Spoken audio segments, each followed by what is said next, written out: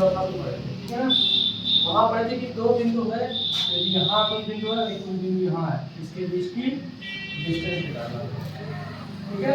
उसके बाद दूसरा क्या था कि इंटरनल रेशियो अंतर विभाजन के लिए क्या था कि x, y अगर कोई बिंदु निकालना है तो m1 x2 m2 x1 भाई m1, देखिए m1 है तो x2 और m1 है और m2 है तो x1, उसी के काम में ये रेशियो y के लिए सेम है। यही चीज को हम क्या कर सकते हैं, इसको अलग अलग कर सकते हैं, x के लिए ऐसा लिख सकते हैं, y के लिए ऐसा लिख सकते हैं, ठीक है। ये फार्मूला था दो बिंदुओं के बीच की दूरी है, अगर कोई मिड पॉइंट या कोई भी पॉइंट है, मिड पॉइंट नहीं कोई भी पॉइंट है तो उसका किस अनुपात में किस रेशियो में उसको डिवाइड करता है, जिससे रेखा ऐसे है, ये ऐसे कट गया है। इसका एक बिंदु यहाँ दिया है x, x1, y1 और दिया है x2, y2। यहाँ से ये कितना डिस्टेंस निकाला है, ये मान में m1 अनुपात m2 में डिवाइड कर रहा है, ये वहां से। ये तीसरा क्या है, कोऑर्डिनेट ऑफ मिड पॉइंट। अगर ये कह रहा है कि रेखा ऐसे है तो इसके मिड पॉइंट पे कट कर रहा है, तो जितना इधर होगा उतना ही इधर होगा, अर्थात जो m1 होगा m2 के बराबर होगा, या इसी को लिखते हैं क्या, कहीं कहीं लिखते हैं m अनुपात m, ठीक है। यहाँ से क्या है m बराबर m या m1 बराबर m2, तो यहाँ से आएगा x, y1, तो यानी कि मिड पॉइंट है, तो इस रेखा को जोड़ देंगे, इसका इसको और उसको आधा कर देंगे तो x का मान निकल जाएगा। ऐसे ही y को जोड़ देंगे तो आधा कर देंगे तो इसी तरह x को इसके साथ y को इसके साथ रख सकते हैं, ठीक है, इसे इस तरह क्लियर।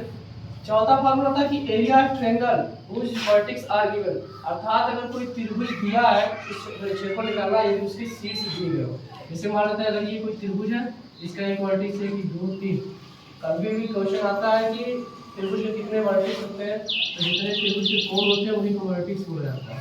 तो यहाँ से देखिए ये x1 y1 x2 y2 ऐसे x3 y3, यहाँ से क्या आएगा, ये मतलब पॉइंट दिए गए हैं, फार्मूला क्या होगा हाफ x1, देखिए x1 रखेंगे तो y2 माइनस y3 करेंगे, x2 करेंगे प्लस तो y2 minus y3 minus y1 करेंगे और प्लस x3 करेंगे तो y1 माइनस y2 करेंगे। इसको याद करने के लिए देखिए यहाँ से 1 और यहाँ से 2 और 3 यानी 123, यानी एक ये तो याद रखना है पहले से, ये देखिए x1 है x2 x3, इसको कोई दिक्कत होना नहीं चाहिए। यहाँ से क्या है 23 और यहाँ से क्या है 21 और यहाँ से क्या है 12, इसको क्या कर सकते हैं, यानी 3 2 माइनस 1 और उसके बाद 3 माइनस 1 और उसके बाद 1 माइनस 2 के सामने। यहाँ से क्या, यहाँ से आपका फर्स्ट शुरू होगा जो कि है स्लोप ऑफ लाइन। अगर कोई ऐसे एंगल दिया गया है तो स्लोप पास हमेशा स्लोप हमेशा x एक्सिस से निकाला जाएगा। सबसे पहली बात हमेशा x एक्सिस से निकाला जाएगा, तब स्लोप कितना है, स्लोप कितना है वो हमेशा x से दिखाया जाएगा। इसको डिनोट किससे करते हैं, m से, अर्थात डिनोट बाय m, हमेशा m से करते हैं। m बराबर क्या होता है tan थीटा, यहाँ से क्या होगा थीटा बराबर क्या है, अभी भी 90 के बराबर यहाँ पर नहीं देगा क्योंकि 90 के यहाँ पर कंडीशन होगा पहले वाला 90 होगा, उसका अलग नोटेशन बनाते हैं। फिलहाल इसमें क्या होगा, m बराबर tan थीटा, जो इसकी क्या करता है, इसकी परिवर्तता को या इसकी ढाल को बताता है, शुरू का क्या होता है ढाल, ठीक है।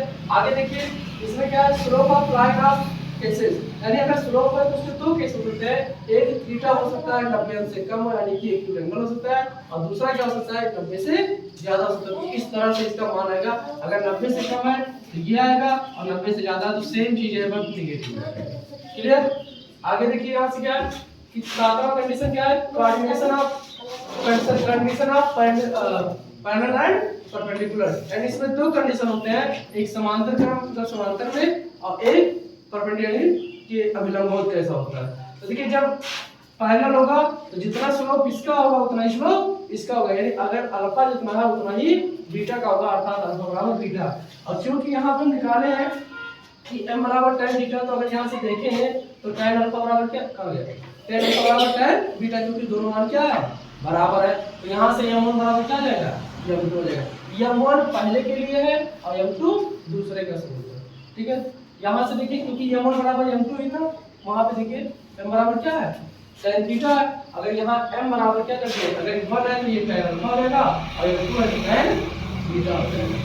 यहाँ से तीसरा कंडीशन क्या रहा कि if the line L1 and L2 are perpendicular, यदि L रेखा और L2 रेखा दोनों एक दूसरे के परपेंडिकुलर है तब मान क्या आएगा, तो tan बीटा बराबर देखिए यहाँ अल्फा प्लस 90 यानी कि उसमें प्लस अगर लेंगे तो आपको एक्सटीरियर एंगल निकालने में बहिष कोण, अगर टेबल का कोई ऐसे कोण है ऐसे ऐसे यहाँ से इस तरह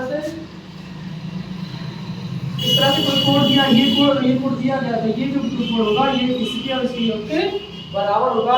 क्योंकि ये 90 अंश है तो यहाँ से ये 90 और प्लस अल्फा हो जाएगा, तो यानी बीटा मान क्या आएगा 90 प्लस बीटा का मान क्या आएगा अल्फा प्लस 90 अंश।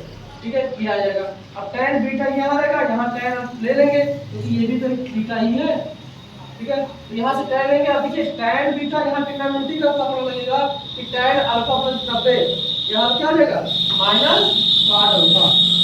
इसको वैसे भी लिखते हैं 90 प्लस अल्फा भी कर सकते हैं ना, 90 प्लस अल्फा किसमें क्या सेकंड वाले कोऑर्डिनेट्स में गया, और सेकंड में क्या होता है केवल साइन इनवर्स कॉस होता है, बाकी सब नेगेटिव। और साइन होता है कास में, कास होता है साइन में, tan होता है काट में, काट होता है tan में, सेक होता है कॉस में, कॉस होता है सेक में।